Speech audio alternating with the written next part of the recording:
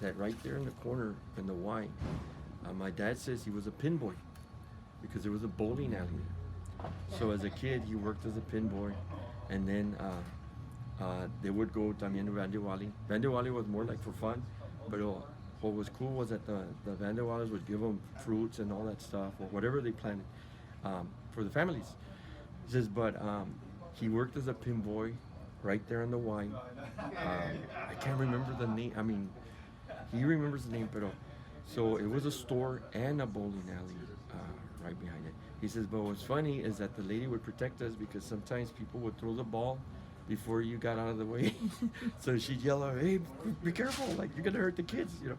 But so there was a bowling alley right there, which is now forgotten. Then it turned into a Ben's supermarket, the first one. Unfortunately, it burned. And then that store moved to Old Highway 90, Ben's, and now it's been divided into sections or whatever. But there was a bowling alley there many moons ago. That's cool. Mm-hmm. That's Highway 90. What do you recall about that fire station? Do you know anything about No, that? Across the street from Denny's. Yes, I know which one, but no, I don't remember much about that. But what I do remember, not what I remember, is that according to my father, this used to be called El Camino de la Muerte in the old days, because our family, I mean, there's a long story behind the family, but anyway, they were in downtown, then they moved out here to the suburbs, away from the city. Okay, so if I'm not mistaken, the city limits were on 24th Street, where Our Lady of Lake is. So they moved out here. Okay, and they went to the 100 block of North San Horacio. Well, lo and behold, by chance, I was looking on the Texan Cultures Archives, and I saw a picture of a man with a cart and a horse, and he had barrels of water in the back. So by chance, my dad was behind me. I go, hey, Dad, look, check this out. And then he looks like, oh yeah, that's Senor Nacho or Ignacio. Like, what? He goes, yeah. He goes, he used to deliver water to these streets on the buggy. And I'm like, what? Okay. So then another one that comes up a lot is that we know General McMullen is General McMullen, which is real close to Ohio 90. But to him, it's Stephenson Road. it's what? Stevenson Road. Okay. It's actually with a PH. But, and I keep like, so in the beginning when I was a kid and he'd say, and I started to drive, he would tell me, oh, that place is on Stevenson Road.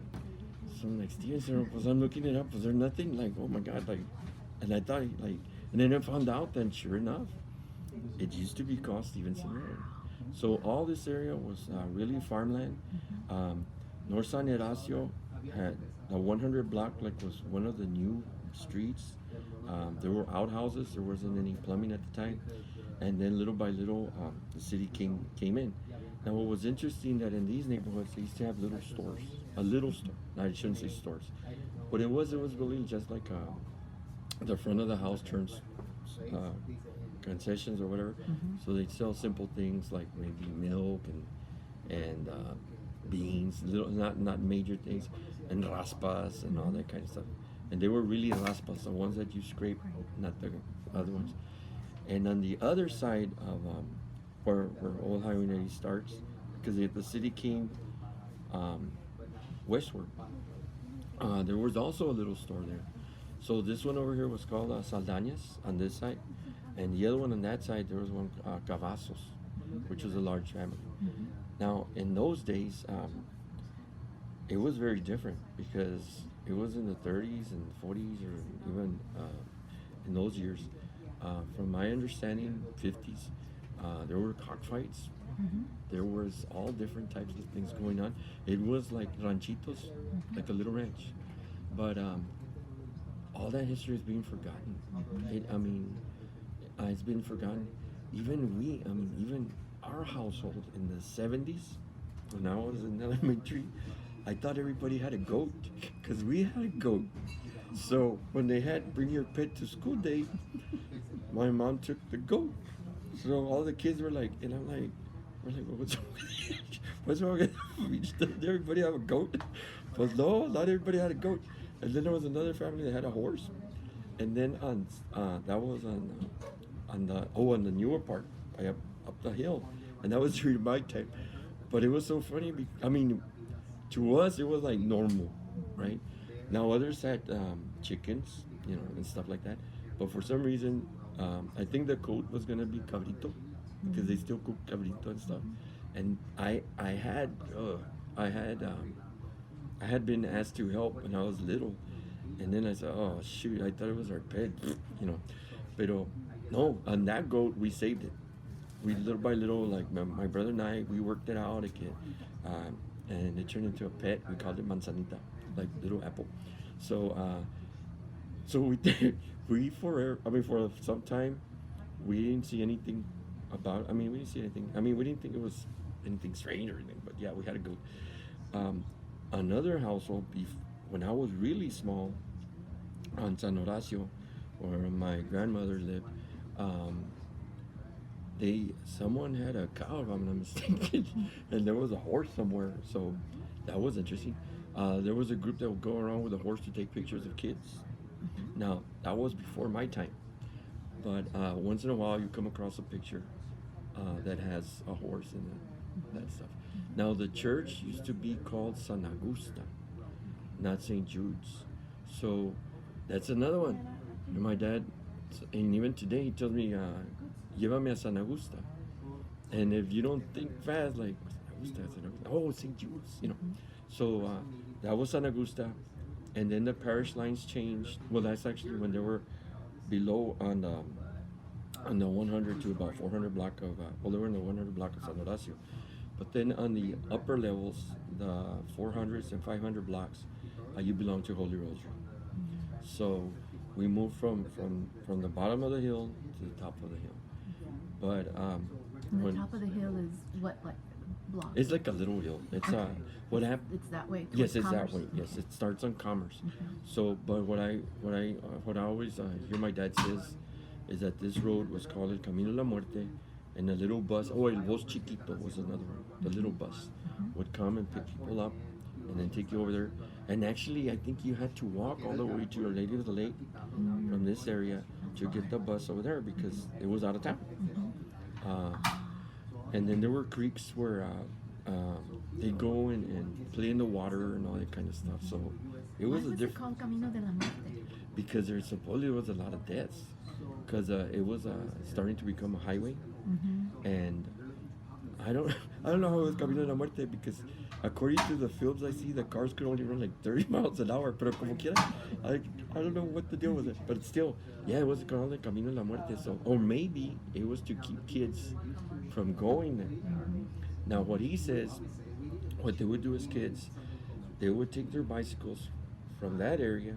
Now, this is in the 30s. But I mean, no, he's 34, like late 30s. They would take a bicycle all the way to Van de Wally Farm, and the family there would help them out. Okay. Now, I'm giving you history from this part. When they were downtown, he says that in the train station, they would go and they were shoeshine boys. He says, we really didn't need the money, but we wanted to do something, so they go and shine shoes. He goes, now the professional shoe shine guys, they didn't like that. He goes, so you take your little box and there were a lot of soldiers. So he says, we would polish our shoes and let's go, vámonos pronto. So, and they would just get enough. I think you needed like 3 cents or something to go into the movies and buy something to eat and all that kind of stuff. So he says they would do that. Now, they were very fortunate. He says, or my grandmother used to say, they were very lucky that during the Depression, they did have a business. So they received the ration stamps. Those ration stamps were very important because if you didn't, you could have all the money in the world, but if you didn't have that stamp, you couldn't buy a darn thing. So what she would do is she would get gasoline stamps. She didn't have a vehicle, so she'd hand them out to families that were in need. And since she would get enough of them, she would even share some with the families to help them out. One incident that happened to her in the Santa Rosa Street area, and she would talk about it. I mean, she rests in peace. But she didn't. What's weird when you talk to her, or when I would talk to her about it, or she'd tell me about it, she couldn't understand. She says that it was just a small restaurant, and this black soldier walked in. an African American soldier. So she told him like sit down or whatever, and the young man was like, no ma'am, no, I gotta go to the back. Now there was a language barrier. She says, so I was trying to figure out. I thought he wanted work, and then I was gonna give him work. Like, okay, but, he's in need. I'll help him out. She goes, but no, it turns out he wanted to eat. He was a soldier, so she said, and I kept telling him, no, you sit over here. And he goes, no, like, and somebody told her he's afraid they might close your place down. So she was like, why would they close the place down? So anyhow, she served him all. She says, and the guy, and someone told her that he said that, ma'am, if somebody comes in and complains, I will move to the back. She goes, so I said, well, okay, if you want to sit, you can sit wherever you want. I mean, you want to sit with us in the back, in the kitchen with us, that's fine. Well, no. She says, like 2 weeks later, my restaurant was full of soldiers. She says, she goes, and I really thank that young man for inviting all his friends. Yeah. She goes, the whole place was just full, standing room only. Wow, where was her restaurant? Si I'm not mistaken, it was in La Calle Santa Rosa, and the one that used to deliver the meat to her place era el Señor Cortés, before the Cortés restaurant. And then I don't know where they were actually at, because supposedly they passed on the restaurant to the Cortés family. So I'm not sure what happened there. Pero that story, and she still was like, I don't understand if he wanted work o qué fregados. Pero el chamaco estaba que quería, chamaco to her, right? So she says, quería, yo no sé si quería trabajo, pero que se quería sentar allá atrás. Okay, she goes, so it's the culture, because she came from Mexico, or she was brought by one of her aunts. She was, I think, 12 years old. They ended up in El Carmen area. And then there, she married my grandfather, and then from there they moved to La Espada Mission. And I always heard stories from my aunts, may she rest in peace, that my dad was born on the Espada grounds. And it was odd, because we go to the Espada, I see it as historic, like going to the Alamo, and then she was like, mira, mijo, aquí nació tu papá. And I'm like, okay, yeah. Are you like, okay, that's kind of odd. So she would tell me that, but lo and behold, we needed passports, because we travel into Mexico a lot, and all of a sudden you needed a passport. Well, I check out his, you needed the long birth certificate. And I'm reading, I go, holy cow, Dad, a midwife brought you. I go, now it has a midwife's address, but according to Tia, you were born in the, ¿cómo se llama? And the Espada, and it mentioned something about Mission Espada. Now, what happened back then was that my grandfather was a grave digger for the church, for the archdiocese. So they moved from a ranch to that place, and he worked there. Unfortunately, he died real young, and that was about 2 years old. He might have died like 1936. So he passed on. But what's odd is that he was born on the grounds. So I didn't even know. I don't know if to charge people to talk to my dad or what. Is he historic or what? I've heard people born around the place, but never on the grounds. Yeah, and some people did live in the. Yes, that's what my aunt said. And since there's nothing there, I was I used to like, are they? I mean, are they pulling my leg or qué fregados? But no, it turns out that there were houses People there. did, Yeah, so they lived there, but they served the church in that capacity. So he passed on, and thanks to the church, they did have some type of insurance. And with that insurance, she came to the city, and she started to work. And then she said, you know what, I'm going to start my own business. She started working, if I'm not mistaken, in the St. Anthony. Okay. And what's odd is that she would cook for all these people. Well, let me back up. At the ranch, they were opening up Laredo Highway. So what they were doing, they would cook for all these people that were desenraizar, which uproot trees and stuff for the highway. So as a kid, that's what she was doing when she was brought over here. And then she married, and he ended up in the Espada. And then my grandfather passed on, and they moved downtown. And then she started working in a restaurant, and there was an aunt that was real close, Carmen Martinez. I never met her. I mean, she passed on years ago. But so when she was working in the restaurant, lo and behold, the chef for the Mexican food wasn't there. So they asked her, could you take over? She said, can you do something different? She said, yeah. Well, she made enchiladas, but she requested tortillas rojas, red tortillas. And then she requested el queso desboronado, because they had it, but that's what she used.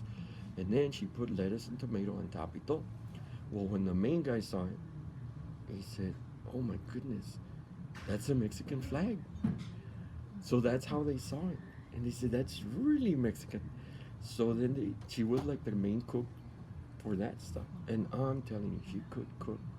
I mean, just delicious. Now, I don't know, it's because of the Depression area, but they never wasted food. Very frugal, extraordinarily frugal.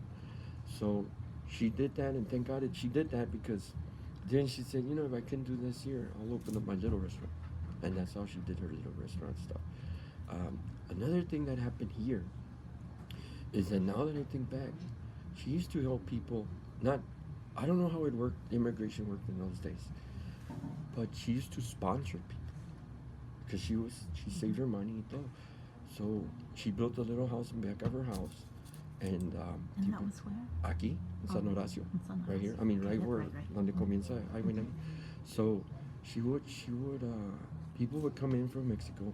They would be recommended, like, fíjate que esta familia, que no sé qué. So they'd stay there in her house, but she'd sponsor them. So in those days, I guess you could sponsor someone, and they weren't going to be a burden in the United States. And then from there, they would seek, I think it was like a residency or something. But she sponsored a lot of folks. I saw people there. I mean, I played with the kids sometimes, as a kid, but I never knew what the story was until later, during that Mission Trails thing. A lady came up and hugged me, and like, oh, she goes, oh, you're Mrs. Mrs. Well, at the time se llamaba Rodriguez, but she remarried. Ms. Morales is nephew. Nephew? No, grandson. See, you're Ms. Morales? And I go, yeah. She goes, ay, mijo, your grandma sponsored me. I'm like, I thought it was for like when they sponsor you for a game or something. No, dice, no, mijo, gracias a ella, me hice ciudadana americana. I'm like, wow. And then somebody else too, And then when she passed on, también some folks came up and that was their ¿cómo se llama? I had no idea she had done that, but to her it was just. That's just what you did. What you did? Yes. So that was the upbringing my dad had too. So it was something that I think it was like the Underground Railroad, but in the right way, because she would take them, and I remember this that they go ahorita tenemos vamos a generación, and even I got to ride on the bus. It was the green buses, the city these days. So we were little kids. We go downtown. We go to the cathedral and all that kind of business. Pero yeah, it was something amazing that I'm sure that there were countless families that would do that. But so I used to think, well, she has her little house in the back for la renta, to get some rent out of it. But no, she wasn't making any money off of it. The people wanted to give her money because they felt it was their duty to give her. It was like a pride thing. No quiero nada por nada. But they would do that, but then she did that, which is something that's going to be forgotten soon. Stories like that, but there's so many stories. It's just amazing. But with Highway 90 and El Camino de la Muerte, that's like That's the first time. Do you have any questions or? No, that's great. That's exactly what I'm looking for. The only thing I didn't catch on camera is your name. Oh, it's Eiginio Rodriguez. That's Okay. Eiginio. Okay, great. It's after my great. Well, it's after her father's name. Okay, great. Thank you. Mm-hmm.